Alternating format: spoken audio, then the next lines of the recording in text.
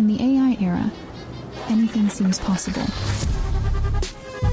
Creating value,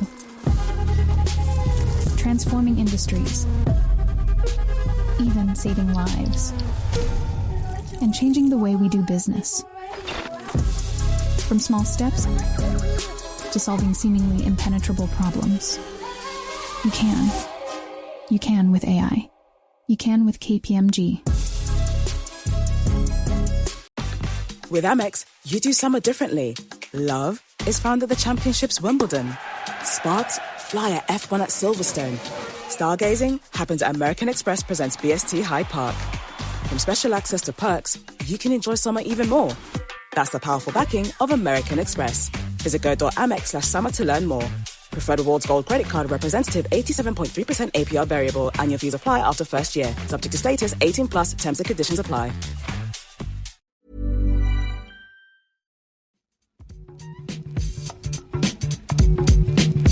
Hello and welcome to the Game Football Podcast from The Times. On Monday's show, we found out how clubs in the North West and Midlands were getting on, and we enjoyed it so much that we thought we'd head north to hear about Newcastle, Sunderland, Leeds and Burnley on today's show. We'll also talk to our man at the Under-21 European Championships, where Lee Carsley's England are into a second successive final after a 2-1 win against the Netherlands. I'm Tom Clark, and joining me today we have the former footballer and writer Gregor Robertson as usual. And for the first half of the show, we have the Times Northern sports correspondent Martin Hardy with us as well. Martin, hello. Hello, how are you? Are you okay? Yeah, good, mate. I just realised I've got you and Gregor on this show, which I've basically made myself a southerner now. It's an absolute disgrace.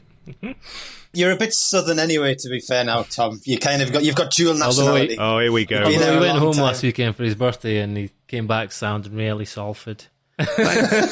Yes, I've finally done so many bad Scottish accents over the season. I've finally baited Gregor into doing now southern again, so let's move on. One from the Manc one. Listen, I can do it if you want. Hello and welcome to Game Podcast. But no, let's focus because we've got loads and loads to talk about. And Martin, that is the reason you're here.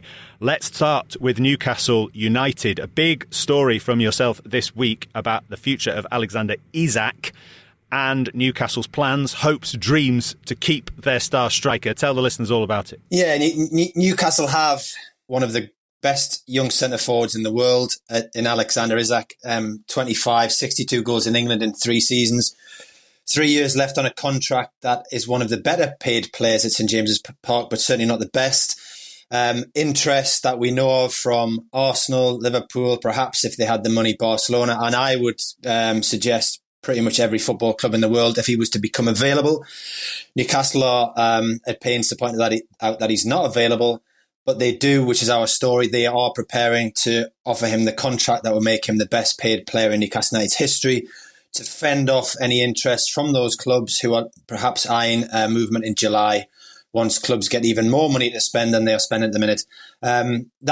He's seen as the outlier in the fact that you can move him above the payment of the likes of Tonali and Bruno Guimaraes because he is in a unique position that he's a centre-forward, a goal scorer, and they are just in such scarce supply these days that the other players will not necessarily start knocking down the door. Newcastle's problem in all of this is the limitations of PSR. So PSR dominated Newcastle United centre-forward called Isak could perhaps sign a contract between £150,000 and £200,000 a week. That remains still very light for the likes of Liverpool, who pay Mo Salah in excess of £300,000 a week.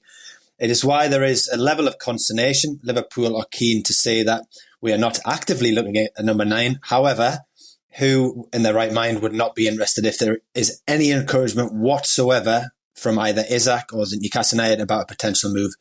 This is Newcastle's plan to try and fend off all talk. They're in a good position at the minute. It's 3 years left. However, 12 months in football disappears very, very quickly. And if we're having the same conversation in 2 years and he hasn't signed a new deal, his value then starts to decrease rapidly. So they are keen to have that conversation to fend off what they see as growing interest in this 25-year-old centre-forward. Part of our story, which I think is very important, is that Alexander Isak wants to play for a competitive, I am told, competitive Champions League team.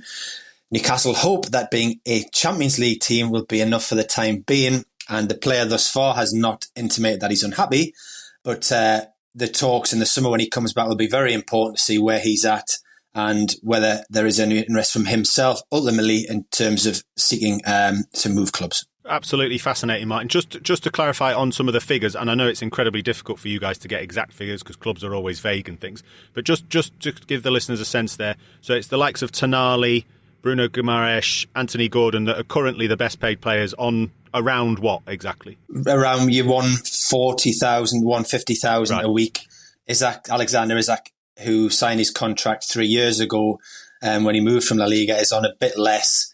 And this is seen as one deal that would catapult him above them, and there would not be a queue of other Newcastle players knocking on the door saying, I think I want the same money because I'm as good as him. The argument is, I think Alexander Isak signs that deal because nobody else can play like Alexander Isak. Guimaraes and Tonali, two very, very good players, could perhaps be seen as more replaceable, whereas Isak has that element of we can't find another Alexander Isak anywhere in the world, which is why his value is currently so high and why we talk about him quite a lot. But at the same time, he has one Champions League goal in his career. Those two players, you would probably group them with Erling Haaland and Kylian Mbappe, have, I think, 48 and 63 respectively. You can see why that phrase, I want to play for a competitive Champions League team, becomes so important. The new structure of the Champions League may help.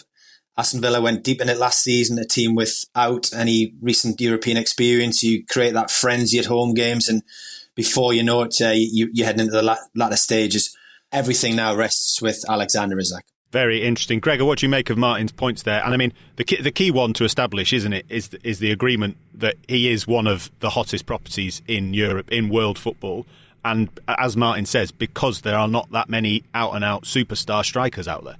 Yeah, he is. I mean, he's the most exciting to watch in the Premier League. Actually, I mean, part of that is to do with the team he plays in. You know, Erling Haaland is a force of nature, but he always seems to be kind of neutered a bit playing for Manchester City. Isak seems to fit into Newcastle's system and really kind of in-your-face, dynamic style of play brilliantly. And he leads the line. He can do that, and he can also create a goal out of nothing. That's priceless. Someone who's a finisher you can get on the end of things, be that from Anthony Gordon or Harvey Barnes or anyone. But you can also just create a moment of magic. Remember the goal against Arsenal? Was that in the Cup? I can't remember. Where he makes a run, such a blisteringly quick kind of moment that the defender's completely gone, and absolutely lashes it into the roof of the net. It's just so like bam, and like there are not many players who can do that. So yeah, I'd be interested actually, Martin, to see where you rank him in the sort of pantheon of strikers you've seen at St James's Park. I mean, there are obvious ones, but like, where would you put him? Where would you think he is? For listeners who can't see this video call, is that a difficult one? Martin has just thrown his laptop across the room and flicked the V's at Gregor and said, "Why have you asked me that question?" Right, where do we start? Andy Cole, Les Ferdinand, Alan Shearer. The more recent one, Demba Ba did very well. Oh, come on, he's better than Demba Ba. He's better than Demba Ba. I am just making the list of players, first of all, that you're comparing them with. They're all a long time ago, too, so it's also very difficult to make those comparisons. But like, they are huge figures in Newcastle's history. No, exactly. No, I'm just quickly racking my brain to make sure I haven't forgotten any of Newcastle's big centre forwards.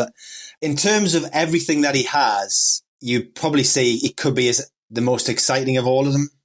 And this is where you'll get lost in the minutiae of asking me a question about Newcastle United, because Newcastle United probably got prime Alan Shearer for one season before he suffered the really bad injury. So the Blackburn forward that scored 30-odd goals every season for 3 years running in the Premier League to break the record was at St James's Park, probably, it's not meant to be harsh, for one season. And then Shearer suffered a terrible injury that would have finished many people in broken ankle, broken fibula, I think it was. Comes back, still scores stacks of goals, but he's a different player. And when he retires, admitted I had to change my game. I'd lost a bit of pace. You then throw prime Les Ferdinand with Gillespie one side, Gerald the other. He's all about power. You've got Andy Cole in a newly promoted team in 1993-94 with Peter Beasley, who was on fire and is electric, but perhaps does not have the all-round game of Alexander Isak. Everybody has strengths and weaknesses. Isak's weakness is probably that he has the physique more of a middle-distance runner, and he has to face the likes of Gabriel and Saliba trying to batter the hell out of him. So you have a physical weakness that Newcastle have really, really done well on to get him playing more or less every week. He misses the game at Anfield when Newcastle lose 2-0 18 days before the League Cup final. It shows what they miss, but it's also because he has a problem with his groin. So there is a physicality that Newcastle have really looked after well with Alexander Isak to get him to play so many games. But in terms of excitement, that dribble on the byline against Everton where he beat about 5 players and still didn't get the assist. I think it was Jacob Murphy scored. He can score goals from 30 yards. The goal against Liverpool in the Premier League in the 3-3 draw is just an absolute wonder strike. Close range, can take players on. There is a hell of a lot to his game. I'm not going to decide who Newcastle United's greatest number 9 is. And by the way, he isn't a number 9 yet. He's a number 14. But certainly in terms of excitement, right up there. You always read, the fans will march on St James's Park if they sell a player. They don't. They will be annoyed for a bit and then they'll say, right, who are you going to replace him with? That's how we all know football works. But certainly the manager, Eddie Howe, does not want to sell him. The board are showing no signs of selling him. PIF don't want to sell him. And the supporters would definitely not want to lose Alexander Isak at the minute. Such an exciting player. But he has been developed a great deal by Eddie Howe. And of all these things, I always go back to conversation with the likes of Rob Lee, who I really enjoyed playing and watching. It was a brilliant player, 20 caps for England. And he will talk about that period at Newcastle when it was Kevin Keegan and it was finishing 3rd, 6th, second in 4 successive seasons. And he said, the one thing is you loved going into work, you loved your job, you loved playing football. That sometimes gets underestimated when you're talking about a footballer's career and happiness. He's happy with the players, he's happy with the squad.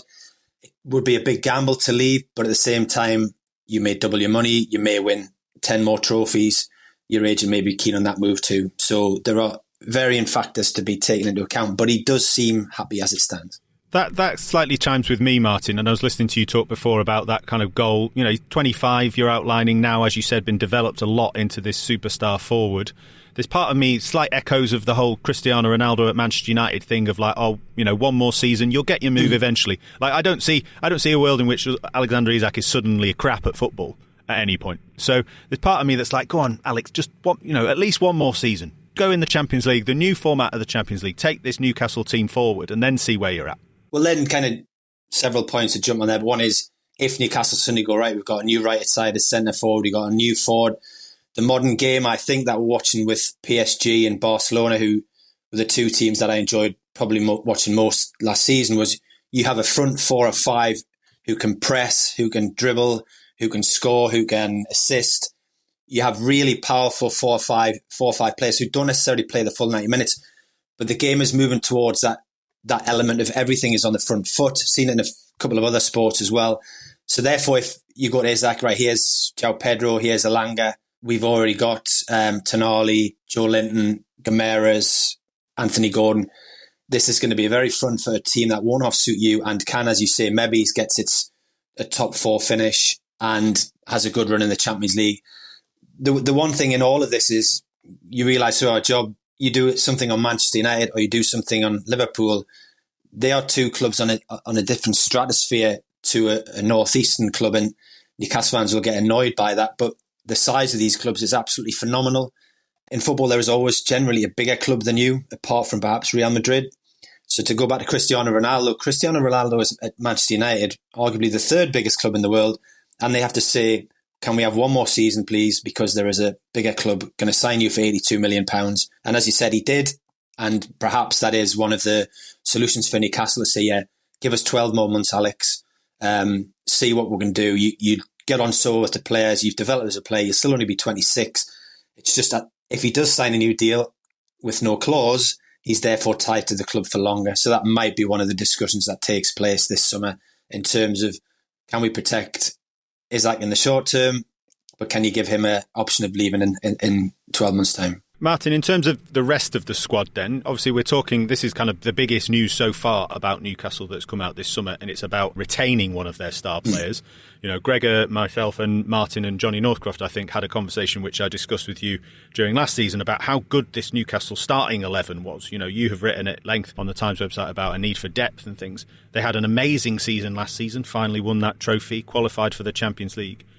How does the rest of the summer look then? Is it about this kind of a deal? Say, keeping players like Isak, Tonali, Anthony Gordon, keeping them hungry, or is it about refreshing the squad, or can they do both? Because for the Isaks of this world, they'll be looking around and going, well, who are you bringing in, guys? Who are you making? How are you making us better? Yeah, that goes back to Elanga or possibly João Pedro is an improvement on what Newcastle have, and it makes the attacking options greater.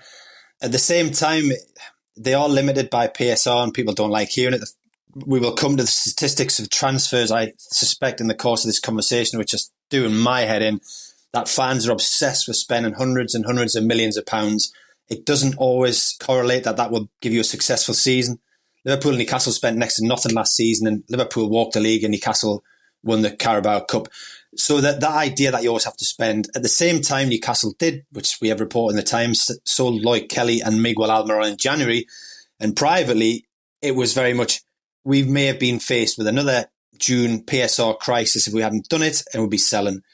One of the phrases I've heard mentioned is headroom, and that they don't necessarily spend every penny that they have this summer. But at the same time, the head coach wants to give new life and new injection and a deeper squad. They will have Lewis Hall coming back. They will have Sven Botman fit, Joe Linton fit, 3 huge players who didn't play for the last couple of months of the season, or Botman did a little bit. But you just got to be careful without spending too much, because this time last year, Newcastle were in a really, really difficult position and desperately trying to offload players. Those in charge of the club will say, look, all the A-listers stayed. So all you need is a couple more to take this club up the next level, and obviously keep your fingers crossed a little bit with regards to injuries. But those players we mentioned before, Tonali, Gomeres, Joe Linton, Gordon, for now Isak, Botman, Livramento, who's been linked very heavily with Manchester City following an excellent under-21 championships.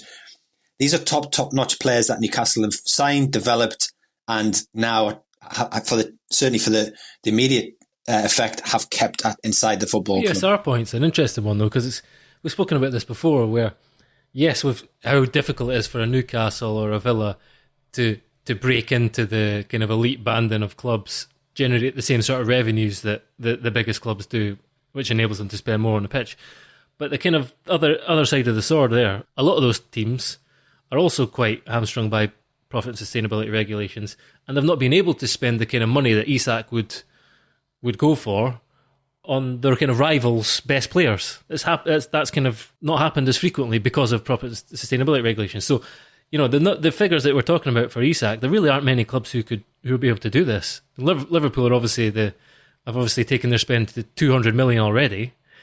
How many teams do you think can actually realistically put together a package that would be able to get Isak? I think all top clubs would find a way to enter those discussions and to find out what Newcastle, this is very hypothetical, to find out what Newcastle were asking and to find out what Isak was asking. And by that, I mean Arsenal, Liverpool. Nobody's mentioned Manchester City, I guess, because they are fine with Haaland. They don't need to do that. And then you're looking abroad. Probably Real Madrid don't necessarily need him because they have Mbappe. Barcelona, can they sell another television station within the football club to fund another brilliant player? Probably. Probably if they really wanted to. So I would say, but you're talking a salary doubling is not something to be brushed away in one sentence. That's a lot of money. The likes of Newcastle are absolutely stuck in terms of competing at that level. A turnover, I think the last I looked was 320 million, less than half of what Manchester City turnover. It's very, very difficult for a team that's in the northeast to expand its revenue streams to get anywhere near that, which is why there is the continued talk of moving ground or doing X or doing Y to try and increase that. And there is a slight worry on my part about throwing away or losing the soul of a club. But you understand it because at the minute they can't compete at the level they want to because of the constraints of PSR, which people find boring, but they are there. Very interesting. Martin Hardy will keep you up to date with all the latest news around Alexander Isak's future and whether or not he signs that new contract with Newcastle. Martin, let's talk about some of the other clubs in the North East. Let's start with Sunderland, of course, Newcastle's local rivals. Obviously a fascinating and fantastic achievement and season that they had last season, but I would say not the most exciting start to the summer for Sunderland and indeed the other promoted clubs. Jude Bellingham leaving the club and going to Dortmund, that was trailed quite well by you and lots of other journalists in the North East as something that was likely to happen. But how should Sunderland fans be looking at the summer so far? Do we think there's some moves on the horizon? The noise you can hear is my high horse that I'm about to climb on, okay? I'm going to ask you two very quickly. We don't like dead air. Okay, tell me the 4 top spenders in the transfer window last summer in the Premier League. Ipswich was second. Chelsea. Nope. Net spend, sorry. Highest net spend. Net spend. Man United. Yep, third. Southampton. Nope. Southampton weren't far away. For the sake of not having dead air, the highest spenders net last summer were Brighton with 150 million, who finished 8th. The second was Ipswich with a net spend of 123 million, and they finished 19th. The third was Manchester United with a net spend of 111 million, and they finished 15th. And the fourth was West Ham with a net spend of 100 million, and they finished 14th. All right? It's fine, Sunderland fans. You stick with what you've got, says Martin O'Hady. I'm now on a gallop on my high horse. Thank you for that, Tom. This is making it very easy because Ipswich spent 123 million and for their 22 points. Southampton spent 108 million, but the net was 68 for their 12 points. And Leicester spent 82 million or 52 million net for their 25 points. All three teams really poor. Leicester maybe had a good first 10 games. Ipswich showed a little bit of interest. But worse, that bottom 3 part of the Premier League season was done months before the end of the season. So that brings us to every football fan in this country going bananas about why their club hasn't spent money. It's like, calm down. Liverpool won the title, they didn't spend any money. Newcastle won the Carabao Cup, they didn't spend money. Spending huge pots of cash does not guarantee you anything. Which brings us to Sunderland, okay? Until I think they bought Enzo Lefebvre, the record signing under Dreyfus, the owner's regime, was Milan Aleksic, was a 19-year-old Serbian defender, I think, for 3.1 million. Their model, again, I think, of the first of 25 players bought under Dreyfus, the first 25, only one was over the age of 25. Okay?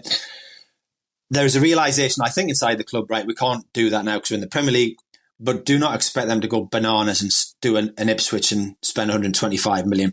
I don't think it would go against everything they've done so far, which is a slower progress about building the club with young players. What I would say is I think they will adjust that model. So you're talking the players they're now linked with, Armand Lorient, who's a 26-year-old. The Dynamo Kyiv forward Van Aert is 23.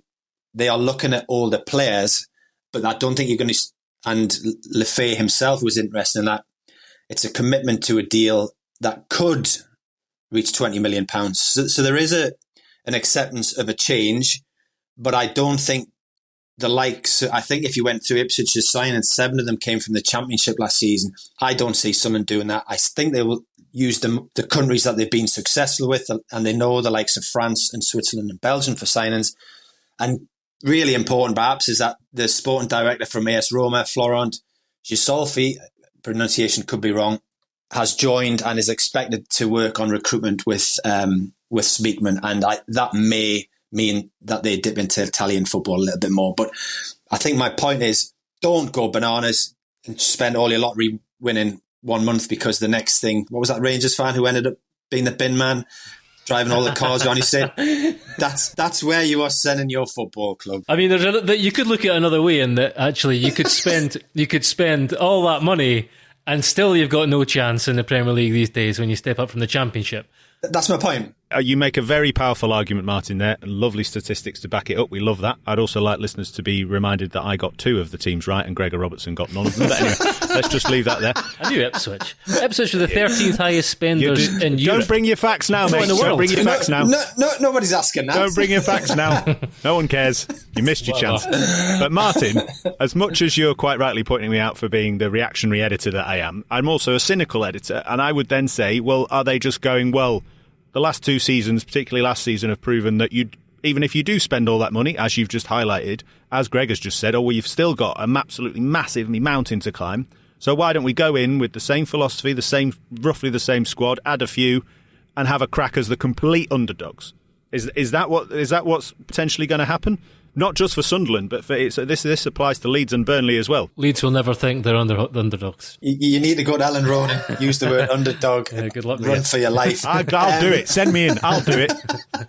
I'll put my Manc accent on as well. You, Tom. Especially now you're are you Man U? You? We'll do it. I'll put my Manc accent on. All right, lads, how's it going being underdogs? See how I get on. I think Leeds perhaps are further down the line than Sunderland on that. They are still a club that had parachute payments coming in.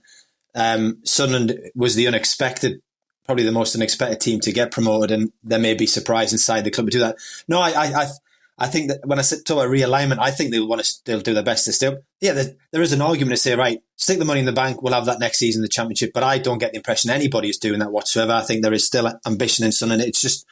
It's different, and it's aligned to a different model now. And they can say, look, this model is working. And on top of everything else, we've just sold Tommy Watson for 10 million. We've sold Bellingham, who cost 1.5 million 2 years ago, for 30 million. So they're trying to make the club sustainable without necessarily, which it will ultimately in the Premier League, relying just on television money. What I think you will look at now is they will remain want to be cute in the market. You may see loan signings, but the fact that they are looking at older players and more experienced players now, and as I said, Lefay shows that if there is a good deal, and Lebris was head of football director at a football club in France for many, many years, which means he's come across a lot of players in a different guise to a manager and has great relationships. So whether he becomes significant again in the market, we will see. But they won't want to go down. It's just they will not want to hemorrhage money like perhaps some other clubs coming up do. And the definition of insanity is to do the same thing and expect different results. And if clubs are spending fortunes and getting relegated, then you think, right, we have to be more clever here. Burnley's last promotion just kind of came to mind there when we're talking about Sunderland having this model for youth, and saying several players from like the Belgian league, the Dutch league, and often my kind of gut instinct is really you have to be so flawless and make no errors now in recruitment and in like also your approach, because Burnley went up and tried to play a certain a kind of expansive style of football and they got absolutely whacked. So you get the impression that Sunderland under Lebris is he's more pragmatic. They've changed actually as the season developed. So that kind of augurs well, I think, for the future. But I don't think it matters. I don't think if you say, right, we need to go out and sign loads of experience, great. If you say no, we're going to stick to the kind of model that served us well so far, sign young players who've got a lot of potential and try and develop them. We'll just lift the level a little bit because we're in the Premier League now. Great. If you do a hybrid model, great. I still think the likelihood is you're going down. I hope I'm wrong. So what they have to be, above all else, whatever kind of route they take and path they choose, they need to be flawless. Yeah, no, I completely agree. And you're looking through the players Ipswich sign, and we forget Delap came in for 17.5 million, and you make money from him. There may be one or two other players they've signed that they get money back from, and you go, okay, well, it wasn't just an outlay. However, the idea, as you said, the likelihood is if you're putting some money now, you'd probably say, yeah, there's a chance Sunderland will go down. And if the bet is £5 to stay up and £5 to go down, you'd probably lean towards going down. At the same time, we don't know their squad. We don't know what they're going to look like. We don't know what other teams are going to look like. Therefore, why do I spend £125 million and gamble everything on one shot? It goes against everything they've done so far. And what they've done so far has worked. And bear in mind, that was a club that had £900 million worth of Premier League money swilled through it and ended up in League One through lack of a strategy or a plan. And funny you mentioned Burnley, and I like Vinny Company, I like Craig Bellamy. That's the Wales manager and the Bayern Munich manager. Now, that could be said that their coaching style at Burnley benefited them. It didn't particularly benefit Burnley. It helped their careers. And as you said, I think Lebris is more pragmatic and isn't frightened to sit deep, not necessarily play this kind of style of football that the fans were demanding on the front foot. So that gives them a chance as well. And the ground will be intimidating for 10 to 12 games. And at that point, you have to get points on the board. And their start of the season isn't that bad. So do you think it is a different story for Burnley and Leeds then, Martin? I think it's a different story for Leeds, just that Leeds are a club that will expect to go higher. All conversations with Daniel Farke in the last kind of 3 or 4 months was very much this club has been a Premier League team like once in 20 years. And he's like, we have to be top 10. We are top 10. So the words coming out are different. His ambition is different. I think the owners want to go high quicker and will feel, they're talking about making the stadium into 53,000 pretty quickly as well. I think their revenue streams, they will see they can boost them and compete. And the signings they're looking at, I think you're going to look at players coming in for £20, £25 million.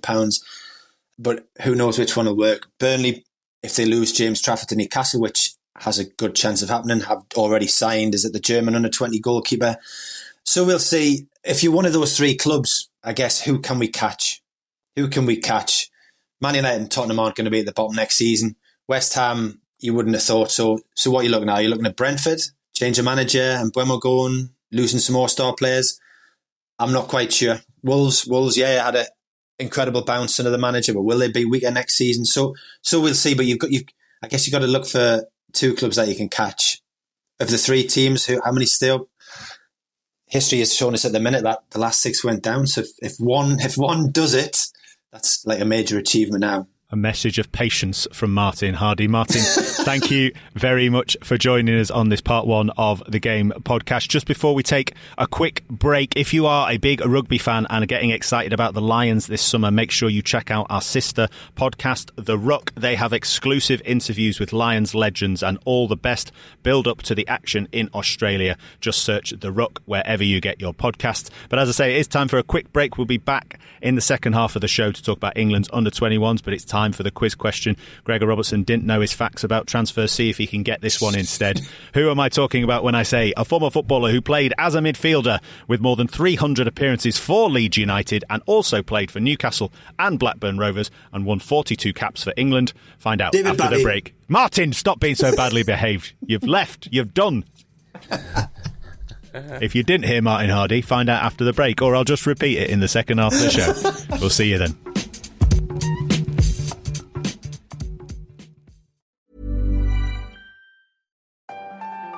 At PwC, we bring the power of a global network grounded in local know-how. From shifting regulations to fast-moving tech, we deliver tailored solutions that work everywhere you do, so you can stay ahead, so you can protect what you've built, so you can create new value. We build for what's next, so you can get there now. PwC, so you can. PwC refers to the PwC network and/or one or more of its member firms, each of which is a separate legal entity. BetterHelp Online Therapy bought this 30-second ad to remind you, right now, wherever you are, to unclench your jaw, relax your shoulders, take a deep breath in and out. Feels better, right? That's 15 seconds of self-care. Imagine what you could do with more. Visit betterhelp.com/randompod for 10% off your first month of therapy. No pressure, just help. But for now, just relax. Do you belong here? Sitting next to me, in the back of a Bell 212 helicopter, about to give your team the go on a jungle training exercise. What's your gut saying? Not for you? Turn the volume down? Or stay here and see how far you could go with leadership training unlike anywhere else. Go, go, go! Still listening? You belong here. Army, recruiting now. Search Army jobs.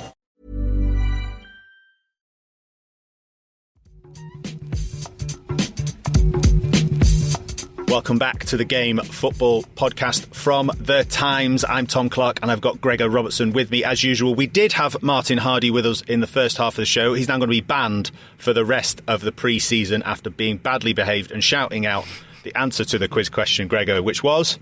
David Batty. David Batty. But well, proof there that you don't listen when you're on holiday, because I asked the very same question and the answer was David Batty not long ago. But also proof that you don't listen to me when you're on holiday, because you did David Bentley, which I did while you were on holiday a few weeks ago. So there you go. Should have really got that Google Doc going. We should have got the Google Doc going. Oh, but to be fair, not too much duplication, just that Mark Hughes clanger back in the day. Now, before we move on to a discussion around England's men's under-21s at their European Championships, we've got an exciting announcement about our coverage of the Women's Euros. From next week, we'll be launching a dedicated show focused on the tournament, and we will be joined by former England international Izzy Christiansen. Izzy played for Birmingham, Manchester Manchester City, Lyon and Everton and won 31 caps for England between 2015 and 2019. And she will be with us for the duration of Euro 2025, offering her expert insight as England try to defend their title. Izzy will be with us early next week to preview the tournament, and you can read her column on the Times website very soon. England, of course, hoping to win a second successive Women's European Championships.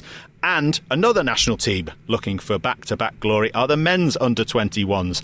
Lee Carsley's side into the final, where they will face Germany on Saturday. And Hamza Kalik-Lunat has been in Slovakia covering the tournament for the Times and joins us now. Hamza, hello. Hi guys, you all right? Yeah, good, thank you. How are you? Yeah, pretty good. It is baking hot, and I think I mention it because this is going to be a theme not just for this tournament, but the World Cup next year. And it's really hard to sort of convey how hot it is and how much of an effect that has. I mean, you can write in the newspaper, it is hot, and you put the temperature there, and people go, oh yeah, cool, whatever, no one cares. You could be on the microphone talking to your studio and all the listeners back home, or the viewers, and say, yeah, it's baking hot, you could be dripping in sweat, and no one really cares. But it has a very real effect on the matches, and you can see that with England's matches and at the Club World Cup. So yeah, this is going to be something that we're going to have to keep an eye on. Not just here, but also like in the World Cup next year as well, because it's impossible to press essentially, which really changes the dynamic of matches. But so far, really cool tournament. But yeah, I just wanted to get that emphasise that straight away. I'll get my little violins out for you now. The players. No, but listen, he makes a good point, Gregor. It is a big increasing talking point within football and these summer tournaments. Are the players talking about it, Hamza? Is Lee Carsley talking about it in his press conferences and things? Well, yeah. So after the Slovenia match, the second group stage match, which was played at 6 p.m. local time, but 5 p.m. UK time, it was around 29. It was actually 29 degrees, so it's just below the 30-degree threshold where UEFA mandate water breaks. And after that, Harvey Elliot said it was ridiculous. It was the worst heat I've ever played in. Lee Carsley has mentioned that there's protocols, essentially the cooling down stuff. You might have seen in the match yesterday there were cold towels during the water break. Elliot Anderson had someone behind him with a water spray, and he was rotating literally, so the spray would go around his head. They have all their gel packs and everything, and where possible, in any sort of break during the match, they'll run over and top up. At the same time, you also have some players that insist, no, it's fine, no, we don't worry about it. But I think they are just trying to be dismissive of the fact that it does affect the game. And you can see physically, as in, like, you take the match yesterday against the Netherlands, also the one against Slovenia. By the time the sun had begun to set and the shadows had lengthened and the temperature had cooled, in both games you could see the teams pressing more, and there was more intensity and speed to the matches. But yeah, trying to go man-to-man in the heat, which is the trend among most teams, right, to press man-to-man and put the opponents under pressure, is very difficult. But yeah, a few players have referenced it, some have tried to play it down, but given that the staff, the managers from both the England team and the opponents that they face have all referenced it, obviously they don't want to blame it, right, because it never looks too good. But I think it's important to communicate it in the first place. But yeah, it is something that all the teams, whether it be medical staff or managers, and they're paying attention to. Well, we hope the heat won't be too much of a factor in Saturday's final. But Hamza, it's been an interesting tournament for this England side. Obviously, seemingly peaking at the right time, but it wasn't always straightforward in the earlier matches. Just give us a kind of quick summary of how things have been going for any listeners who've been maybe following in a less slightly intense manner than we have sometimes for these big tournaments. Sure, yeah. So like England won their first match against Czech Republic. They drew with Slovenia, and then they lost to Germany. And Germany had actually fielded a completely rotated 11. The reason for that is because these tournaments, there's a really short turnaround between matches, so it's quite intense, right? Usually in senior football, you have 3 days between matches. That means you get your match day +1, the off day, and then your match day -1. But in this tournament, apart from the build-up to the semi-final, England have had 2 days between matches, which meant that you have to rotate, and that's why Germany did it in that game. The context here, though, is that prior to the tournament, there are a few players that would have expected to start, well, 7 actually, that are unavailable. So Jamie Gittins and Rico Lewis are at the Club World Cup, and the FA were well aware of their participation in the Club World Cup, so they began planning in advance how the team would sort of look without them. And that actually included James McAtee as well. However, McAtee had a conversation with Pep Guardiola, and after that said, I'd actually like to play for England under 21s at the Euros rather than go to the Club World Cup. So that was a surprise fillip.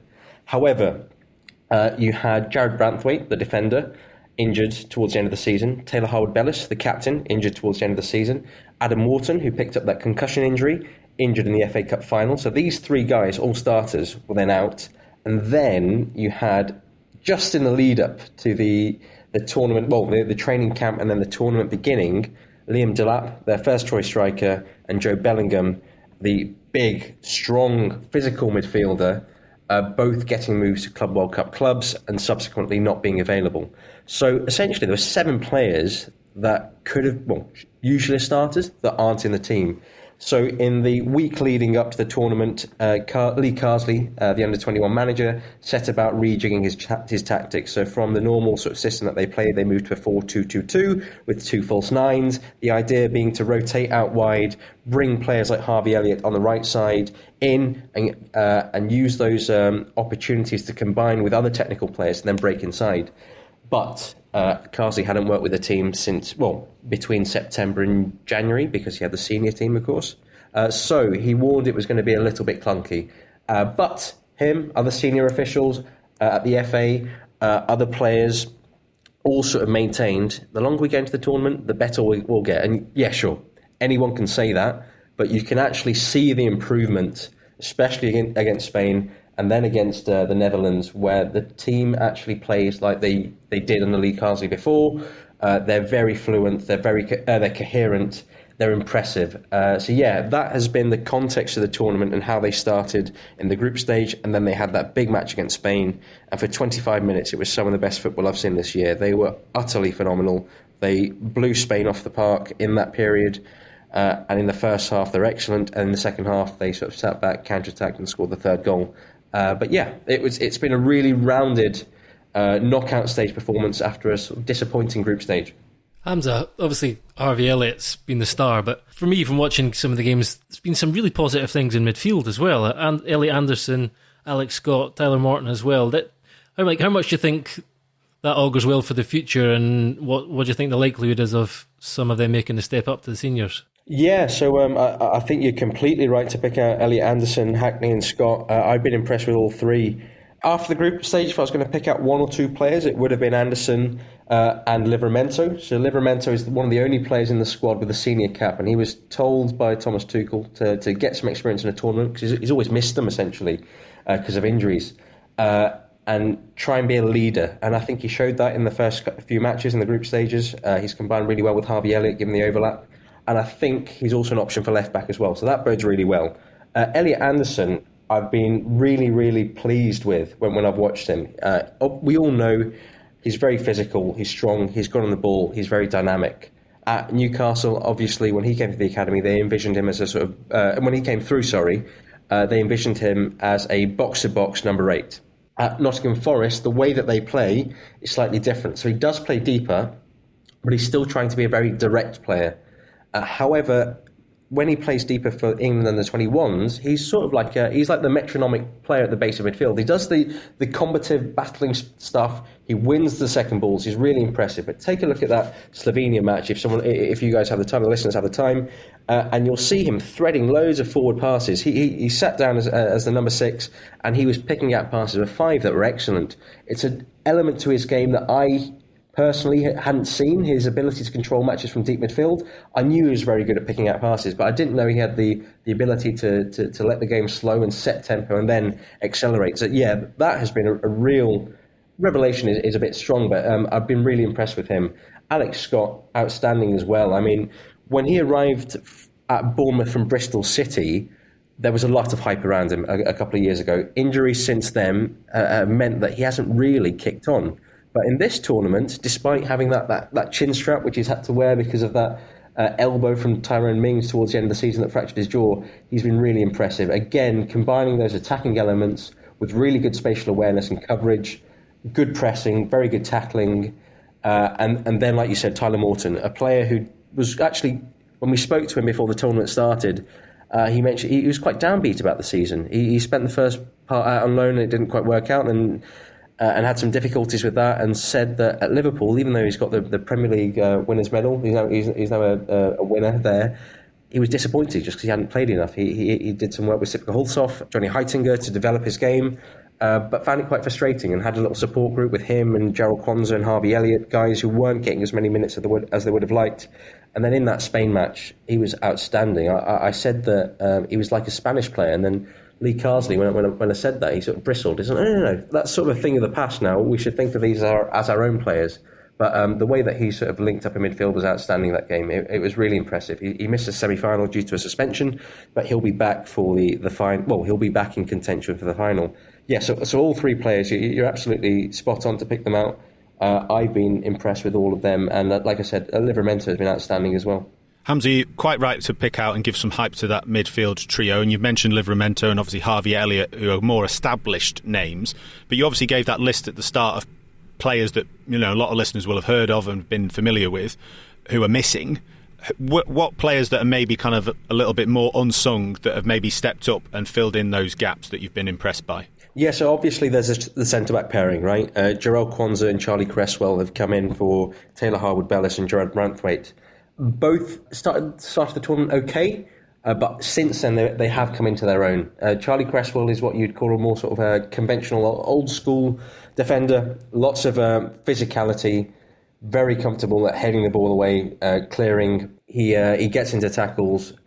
Sometimes, if you take a look at the Portugal match, when he's put under pressure, he will go long a bit too often. But there have been tweaks made to sort of deal with that. So to take a look at the Spain match and the Portugal match. So in the Spain match, the Spanish were pressing onto James Beadle, goalkeeper, and what they did differently was move from a double pivot of Alex Scott and Tyler Morton to a single pivot. They moved Scott further upfield. That meant they couldn't apply pressure onto the goalkeeper nor Creswell, and gave Morton a bit more space. So that tweak worked well for him. And then you take a look at the Portugal match, and in the second half, England moved their fullbacks deeper. So when Spain pressed man-to-man, again, there was more space in field for Scott and Anderson to combine and then control the game. And that also gave Creswell a bit more sort of space and to manoeuvre, and didn't necessitate him kicking long as much. So he's been very good. Kwanza's improved a lot as well. He's obviously had that move to Bayer Leverkusen, which will be completed at the end of the tournament, rumbling on in the background, which can be a distraction. But he's largely dealt with it well. He's stepped up. So I've been impressed with the way that they've improved through the tournament. They didn't have the best of starts, but since then, and they are asked to play quite an attacking way, right? So they'll often be near halfway, on the ball a lot, dealing with opponents pressing them man-to-man, covering a lot of space. So yeah, James Beadle towards the end of the match against Portugal made a number of big stops and claims in particular. Jack Hinchelwood has started to come into his own as well. James McAtee hasn't quite had the impact he would have liked, but it's been quite difficult for him because he's been playing as one as a centre forwards in the double false nine system, and that dynamic is quite difficult, right? Because you need one person to run in behind, and they don't have a natural number 9 that usually does that, because when that happens, you as the other false 9 can drop in. So when they tried Jonathan Rowe down the middle, who's a winger by trade, that didn't quite work. They used Stansfield there, but he's also not a conventional number 9. He likes to play off the striker at Birmingham City. So he's found it a bit difficult. Stansfield did very well against Spain, not as influential against Portugal. Ranieri has had good appearances off the bench in the Slovenia match. When he started, it was a bit difficult because, like I said, the pitch was closing in on the full squad here, Hamza. Yeah. Closing in on the full squad. It is some squad. I mean, even the names you obviously mentioned at the start and that were pulled out, there's still a squad full of Amari Hutchinson's another who was he was decent last season and with Ipswich. I would definitely pick out Hutchinson, as in he's a constant runner. He's really shone. Obviously, he likes to play he was playing on the right a bit during the season, and he's been on the left in recent matches. Really direct, always runs. You often hear Lee Carsley shouting, "Go on, take him on. You've got your one-on-one. Like, skin him." All that sort of stuff. Sorry, Gregor, I cut across you. Archie Gray's on the bench. He's featuring sort of towards the end in games. It's a great squad. Last thing for me anyway. We've kind of managed to avoid Carsley. If England win the Euros here, what a kind of, his character was almost kind of torn apart and like analysed in minute detail in the period he was, caretaker charge of the senior team. This would be huge for him as well. There was a really quite funny quote below the line in your report, Hamza. Comment below the line in your report. It said, why is Carsley not managing the first team? And somebody immediately replied, because he tried to play 8 number 10s at the same time and got wasted. I wondered what you would make of that.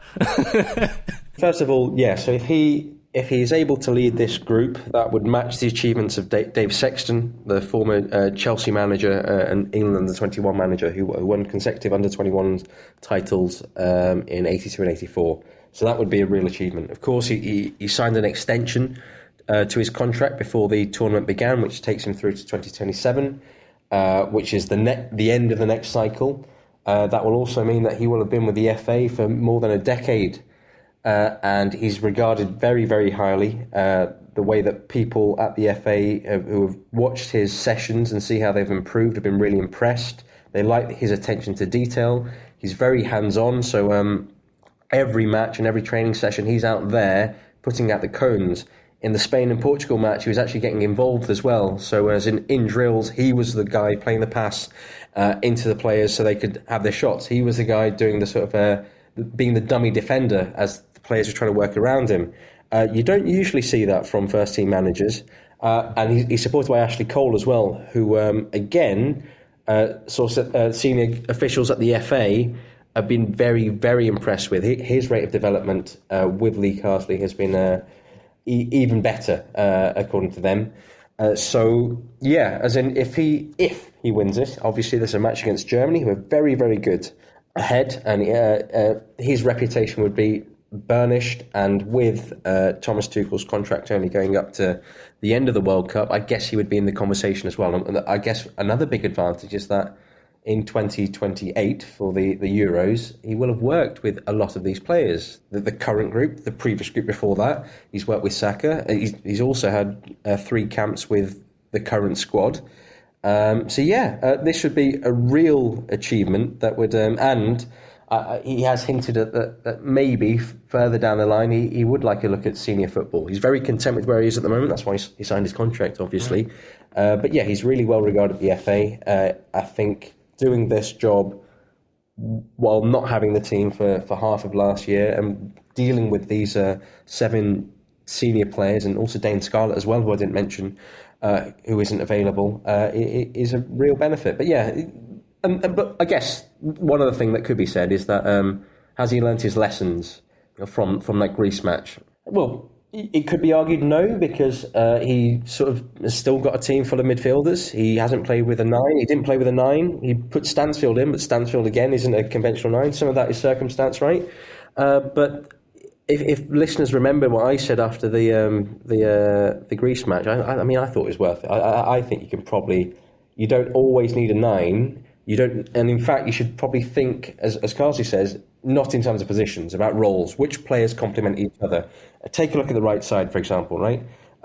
When you have Harvey Elliott as your right winger, you can't really have a fullback that tucks inside, because that means you haven't got an overlapping run. It's not very quick. It's not a punchy right side. But if you put Tino Livramento there, suddenly, when you've got the overlapping run, Harvey Elliott can come inside, he can combine. That's way more effective. Likewise, when you put Stansfield with McAtee or Jonathan Rowe on the left, or when it comes to thinking about the senior side, think about your right side rotation. Which right side is going to be more punchy or effective than Bukayo Saka, Jude Bellingham, and Trent Alexander-Arnold, for example, right? You've got real pace, athleticism, creativity there, loads of stuff. Tough test against Germany on Saturday, but you've got us excited for it. Hamza Khalik-Lunat, thank you very much. Gregor Robertson, thank you very much as well.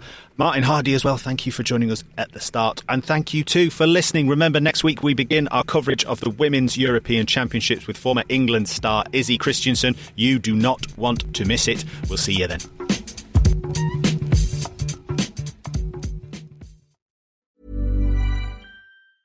As an enterprise leader, you have a vision. Whether you're in manufacturing, retail, healthcare, or any business, Verizon Business's Tier 1 network will fuel that vision. Other ISPs may seem more cost-effective, but it can lead to lost opportunities, reduced productivity, and security. We power your connection and empower your business to make smarter decisions, driving innovation. Find out more. Search for Horizon Business. Do you belong here? Sitting next to me in the back of a Bell 212 helicopter, about to give your team the go on a jungle training exercise. What's your gut saying? Not for you? Turn the volume down. Or stay here and see how far you could go with leadership training unlike anywhere else. Go, go, go! Still listening? You belong here. Army, recruiting now. Search army jobs.